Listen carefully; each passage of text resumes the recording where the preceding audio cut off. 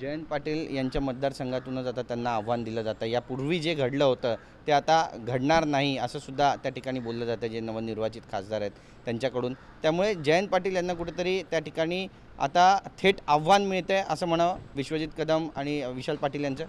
नाही, निश्चितपणे पेरावं ते त्या ठिकाणी उगवत असतं आणि त्याच्यामुळे जयंत पाटलांनी जे पेरलं ते त्या ठिकाणी आता उगवणार आहे आणि त्याच्यामुळे सांगलीचा एक निकाल केवळ सांगलीचं राजकारण बदलवणार नाही तर संपूर्ण महाराष्ट्राचं महाविकास आघाडीच्या राजकारणाला टर्निंग पॉईंट देणारं ठरेल।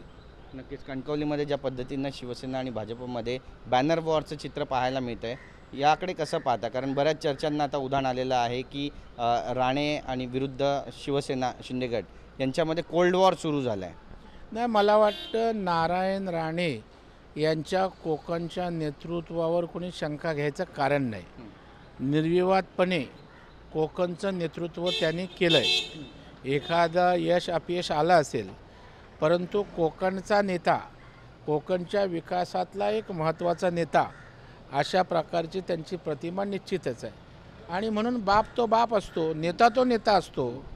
अशा प्रकारचे त्या ठिकाणी जे काही नाचे असतात त्यांनी वक्तव्य करणं, बोलणं किंवा कोणी आव्हान देणं हे मला वाटतं राणेसाहेबांसमोर खूप त्रोटक आहे आणि त्याच्यामुळे राणेसाहेब आहेत भारतीय जनता पार्टीचा नेता म्हणून कोकणला आणखी ते घट्ट करतील। त्याच्यामुळे पिलावाळांनी त्या ठिकाणी जास्त गडबड करण्याची आवश्यकता नाही। नक्कीच, पण तुम्हारा वक्त आने नहीं देंगे, तुम्हारे इलाके में आके तुमको जवाब देंगे असा बॅनर त्या ठिकाणी लावण्यात आला आहे शिवसेनेच्या माध्यमातून। मग राणेंच्या बाबतीत हे काही नवीन नाही आहे ना, ते जवाब देत अशा प्रकारच्या आक्रमक पद्धतीनेच इथपर्यंत त्यांचा प्रवास आहे। परंतु महायुतीमध्ये त्या ठिकाणी कटुता निर्माण होणार नाही याची त्या ठिकाणी नेत्यांसहित खालच्या कार्यकर्त्यांपर्यंत काळजी घेण्याची आवश्यकता आहे।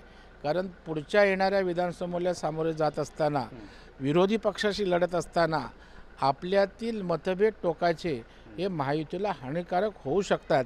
याची दखल घेऊन वक्तव्य आणि कृती आमच्यासारख्याने करण्याची आवश्यकता आहे। जरांगे पाटील एकीकडे सगळे सोयऱ्यांची मागणी करत आहेत, दुसरीकडे आता प्रकाश शेंडगे सुद्धा ग्राउंड झिरोवर उतरले, ठिकठिकाणी फिरत आहेत ते सुद्धा आणि ते म्हणत आहेत की सगळे सोयऱ्यांची अधिसूचना काढली, ओबीसी आरक्षणाला विरोध केला तर आम्ही तुम्हाला विधानसभेमध्ये पाडू। नाही, मला वाटतं पाडापाडी करणं हे काही कोणी कोणाला मालकी दिलेली नाही आणि मला वाटतं ह्या सामाजिक भिंती उभ्या करणं महाराष्ट्रासारख्या पुरोगामी राज्याला त्या ठिकाणी शोभणारं नाही आणि लोकसभेच्या निवडणुकीमध्ये धार्मिक वाद, जातीयवाद एवढा टोकाला गेला की महाराष्ट्राची राजकीय संस्कृती आणि परंपरा धुळीस मिळाली। मला वाटतं त्याच्यात खतपाणी अजून कुठल्याच समाजाच्या नेत्यांनी घालू नये। प्रत्येक पक्ष आपापलं काम करतील परंतु सामाजिक भिंती आणि पक्षीय राजकारणात उभ्या करता कामा नये आणि त्या करू नये असं शेंडगेंनाही आव्हान असेल, मराठा समाजाच्या नेत्यांना असेल किंवा इतर सर्व जाती धर्माच्या नेत्यांना त्या ठिकाणी आव्हान असेल।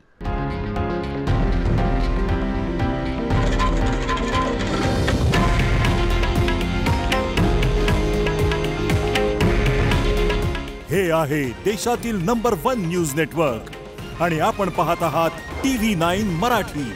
काळजी तुमची, हित महाराष्ट्राचं।